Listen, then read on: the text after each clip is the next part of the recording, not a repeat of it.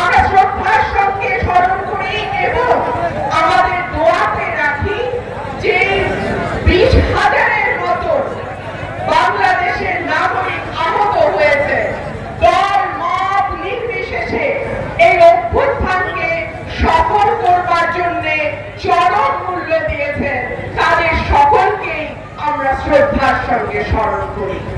তবে একই সঙ্গে একথাও ভুলে গেলে চলবে না, 5ই আগস্ট কিংবা জুলাইয়ের অভ্যুত্থান হঠাৎ করে ঘটা কোনো ঘটনা নয়। দীর্ঘ 17 বছর, অনেক লম্বা সময় আমরা আমাদের অসংখ্য ভাই হারিয়েছি, অসংখ্য নেতা কর্মী হারিয়েছি। আমাদের নেতা কর্মীরা গুম হয়ে গেছে, ঘরে ফেরে নাই। এখনো জানি না হিরু ভাই, পারভেজ ভাই, ইলিয়াস আলী, চৌধুরী আলম তারা কোথায় আছে, কেমন আছে, আদৌ তারা বেঁচে আছে কিনা আমরা কেউ জানি না।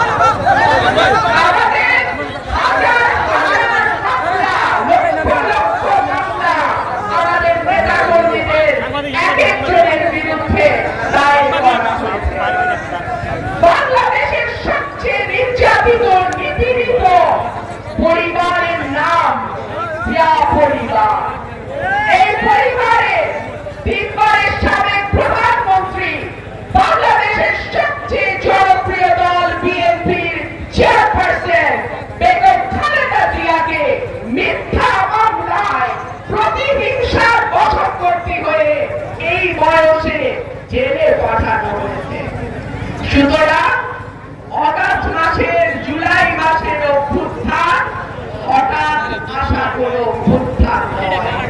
এই অভ্যুত্থানের পেছনে আপনার আমার অনেক দুঃসহ দিন, দুঃসহ রাত স্মৃতি আছে। আমাদের শেখ হাসিনা পালায় গেছে, বর্ডারে চুপ করে আছে, কখন চট করে ঢুকে যাবে। চট করে ঢুকে গেলে কি জবাব দিতে হয় আমরা জানি, তাই না? ওবায়দুল কাদের, কাউয়া কাদের, কাউয়া কাদের প্রায় একটা কথা বলতো, বছর